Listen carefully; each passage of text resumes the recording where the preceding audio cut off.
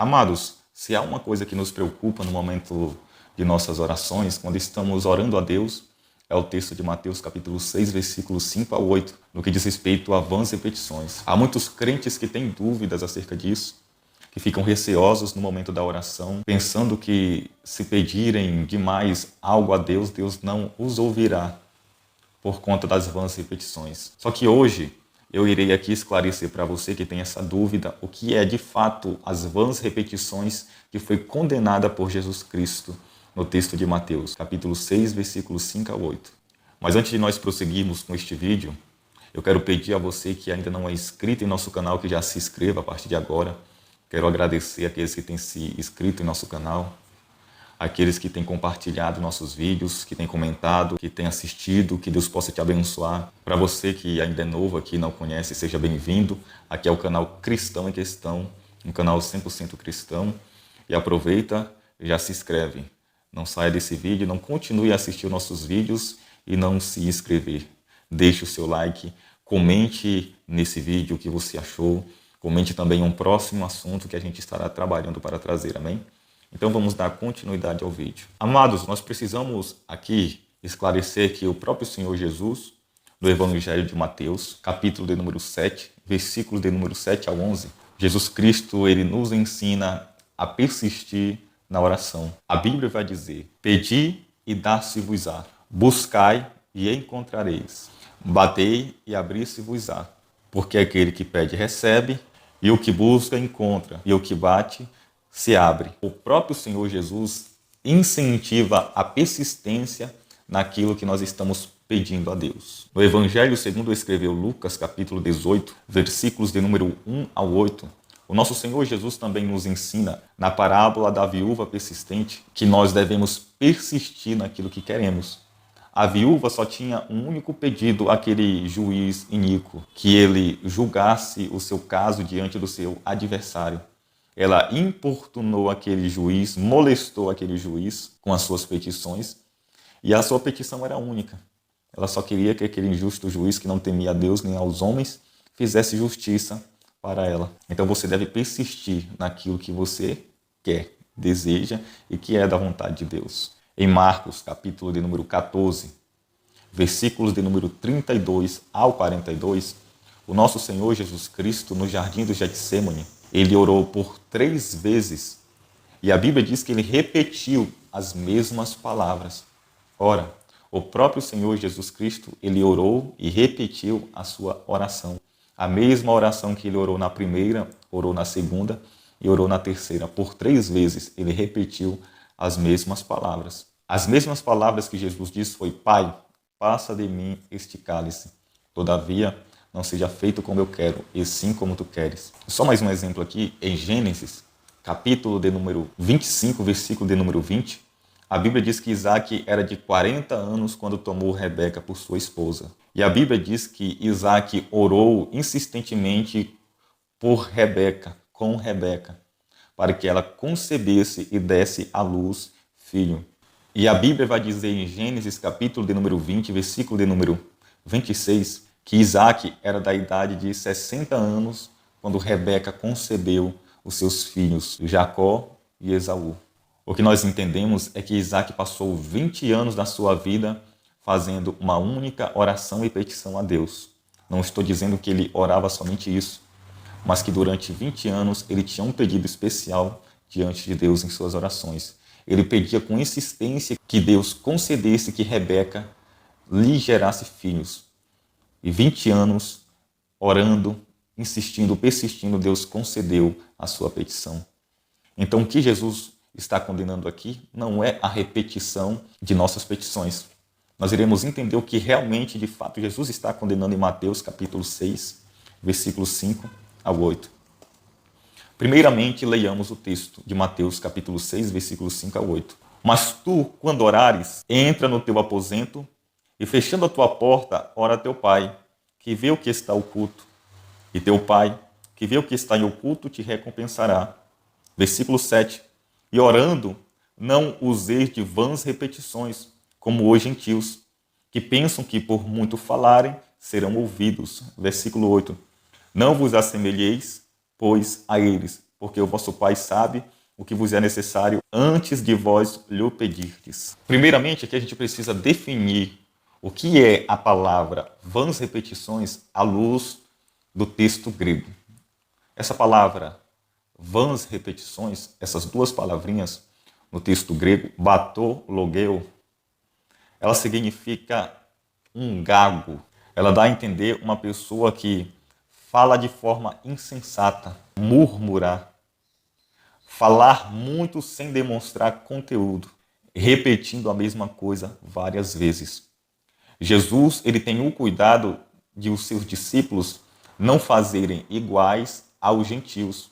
Os gentios eram um povo isolado de Deus, que não conhecia Deus, que não adorava a Deus. Então, eles adoravam deuses, eles eram pagãos, não conheciam Deus de Israel.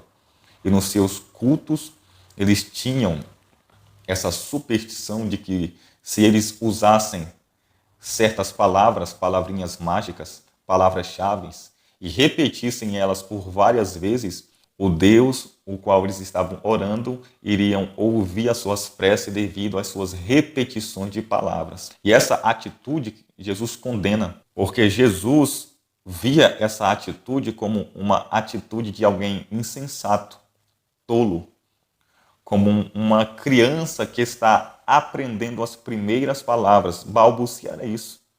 É uma criança que não consegue falar direito, mas está aprendendo. Se tem uma coisa que a gente tem dificuldade é entender o que a criança fala nos seus primeiros meses, quando ela está aprendendo, desenvolvendo a fala.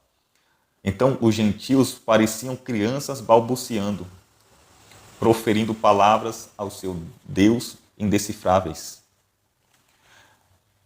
E essa palavra vãs repetições também, ela é definida como murmurar, porque murmurar é uma atitude de alguém insensato, que não conhece a Deus, ingrato. E a definição também é de um gago. Um gago, ele repete uma mesma palavra por várias vezes. É muito difícil alguém ter paciência de ouvir um gago falando.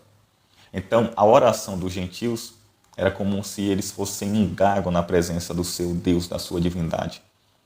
Porque eles agiam de forma insensata. Porque eles tinham uma crença de que se eles repetissem a mesma palavra por várias vezes, e eram certas palavras, palavrinhas mágicas, como abracadabra, e eles acreditavam nessa superstição, nesse mantra, de que essas palavras tinham um grande efeito diante de suas divindades, o qual adoravam. Essas palavrinhas mágicas geravam milagres, geravam bênçãos. E o detalhe é que na época de Jesus, os próprios judeus haviam abraçado essa prática dos gentios.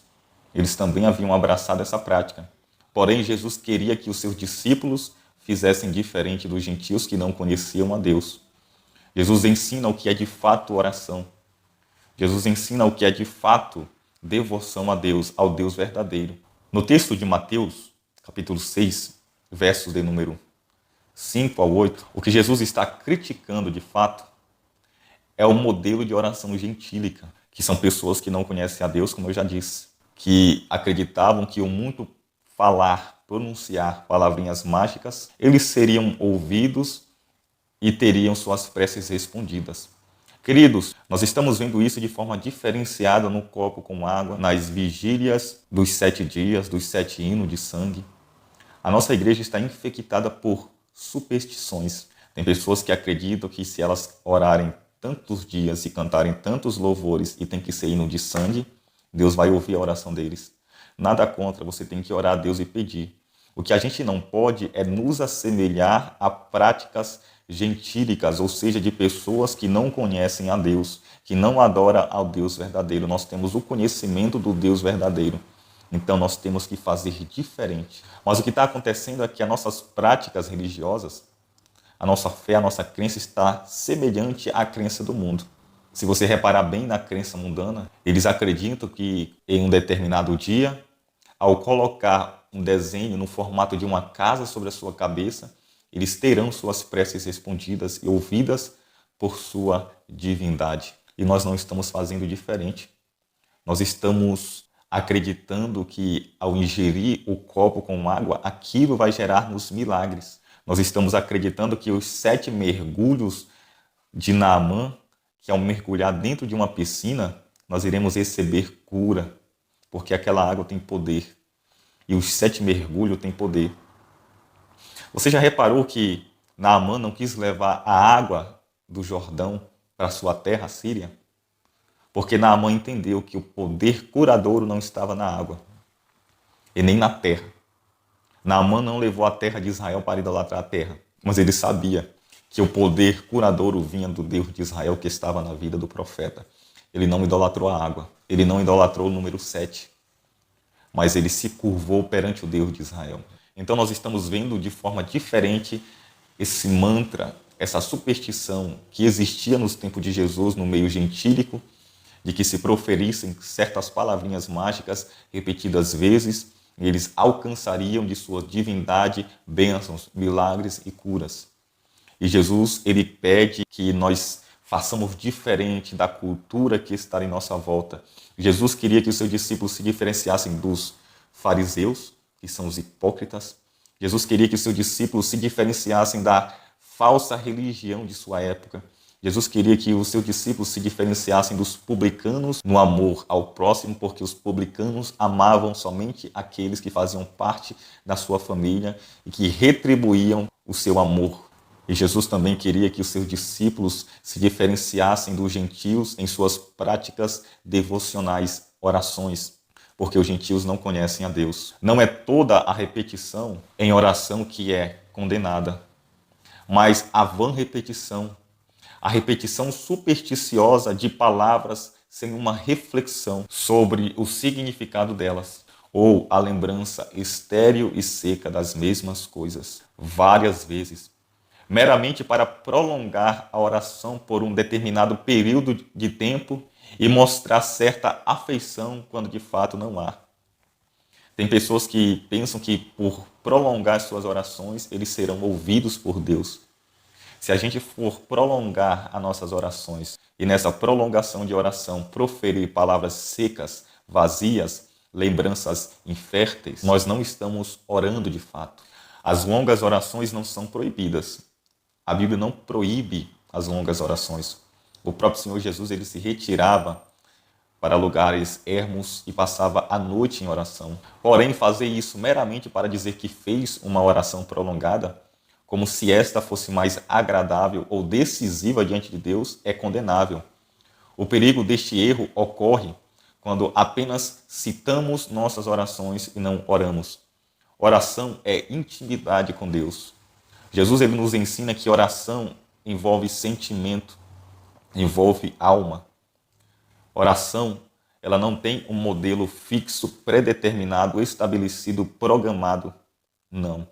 Oração, ela é espontânea. Ela nasce de um coração quebrantado, contrito, grato, que ama a Deus. Oração é você se expressar para Deus. É você tirar o que está dentro para fora. É você rasgar a alma na presença de Deus. Nós não podemos chegar diante de Deus em oração com um texto elaborado, programado. A oração não é contracenar, onde você sabe aquilo que vai falar, onde você sabe o seu papel. Não. Oração, irmãos, ela flui. Muitas das vezes nós chegamos diante de Deus em oração sem palavras, mas a gente se esforça, começa a orar e de repente a gente se abre e começa a falar com Deus. E quando nos deparamos, já oramos por 1 hora e meia, 2 horas. Porque oração é assim, é derramar a alma na presença de Deus. Nós não temos que imitar práticas pagãs, ímpias ou gentílicas, que acreditam que o pronunciar por 10 vezes o Ave Maria ou Pai Nosso, aquilo vai ter um efeito, um grande efeito espiritual na vida deles. Não. A oração, ela é transformadora. Nós não temos um padrão definido. Nós temos a oração modelo que Cristo nos ensinou para tomarmos como base. Mas Jesus também nos ensina que temos que ter a intimidade do quarto. Mas tu, quando orares, entra no teu quarto, fecha a porta após si e fala em secreto com teu pai. E o teu pai, que vê o que está em secreto publicamente, o honrará. Nós temos que ter um relacionamento com Deus, pai e filho. Filho conta as necessidades para o pai, fala do que precisa, fala das suas necessidades, conta daquilo que ele não consegue entender. fala daquilo que ele não consegue solucionar, que ele não consegue dominar, administrar. Filho é isso, irmãos. Nós temos que nos colocar diante de Deus como filhos e sermos sinceros em nossas orações. Portanto, o que Jesus está condenando aqui não é o repetir as mesmas petições, até porque Cristo, por 3 vezes, como já vimos, orou com as mesmas palavras. Muitas das vezes, nas nossas orações, nós teremos que repetir os mesmos pedidos até o momento que em nosso coração nos sentirmos seguros de que não precisamos mais repetir porque Deus já ouviu e está trabalhando acerca daquilo que pedimos. Mas até essa segurança acontecer, temos que continuar pedindo. O que nós não devemos fazer é nos assemelhar aos gentios que pensam que o pronunciar várias vezes palavrinhas mágicas, eles serão ouvidos por Deus. Mas Deus, no momento em que nos colocamos em oração, já sabe daquilo que precisamos, já sabe das nossas necessidades. Nós não precisamos gritar, não precisamos repetir por várias vezes, porque Deus não é surdo, porque Deus ele não é insensato, porque Deus não é um Deus que não sabe o que está acontecendo em nossas vidas, não, mas Deus ele sabe de tudo o que acontece com os seus. Antes de proferirmos alguma palavra, ele já sabe. Então, repetir as mesmas palavras várias vezes, como se fosse um mantra, não é a maneira de assegurar que Deus ouvirá a nossa oração. É isso que eu queria falar. Oração é intimidade, é um quarto fechado em que você se expressa a Deus, sem um texto pré-determinado e estabelecido, mas é uma oração que nasce na espontaneidade de um coração quebrantado, grato, contrito e que ama a Deus. Que Deus em Cristo possa te abençoar. Obrigado se você chegou até aqui nesse vídeo. Compartilhe, deixe o seu like e nos aguarde até o nosso próximo vídeo. Amém.